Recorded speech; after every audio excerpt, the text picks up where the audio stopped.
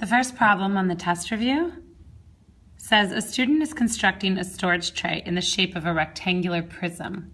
It wants you to complete the table, include an expression for the volume of the tray, and circle the relative maximum or minimum if there is one. Now, one thing that you need to remember from the work is that the height, the width of the box, and the length of the box are all related by this pattern, where you have a piece of flat cardboard, for example, and then you cut out squares from the sides, all the same size square, and then you fold along these dotted lines. So the height is related to how wide the final box will be and how long the final box will be. So just as that is a reminder, so looking at this picture, if the height is 0, the width of the box, wondering how long the width of the box is going to be, and then how long the box is going to be. If you look at this expression down here, you can see that if the height is 0, then the width is going to be 6, and the length is going to be 8. Because you're not taking anything out. And then the volume, 0 times 6 times 8 is 0. Now, if we make the height 1, that would be like 1 here, right?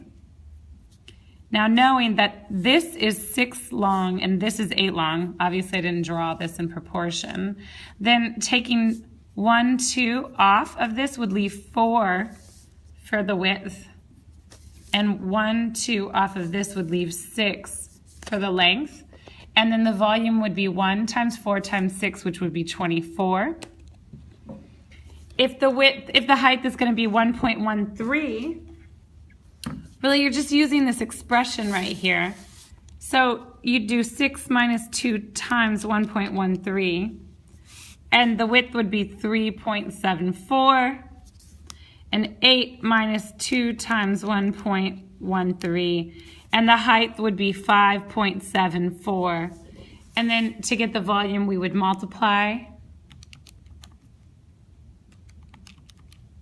those three together, and we get 24.258388 cubic inches. Continuing on, 6 minus 4, so 6 minus 2 times 2 is 2. 8 minus 4 is 4. So 2 times 2 times 4 is 16. 6 times 6, 6 minus 6 is 0. 8 minus 6 is 2. Then this would be a volume of 0. So notice that what we're seeing is happening is that this is going up, up, up, and back down, right?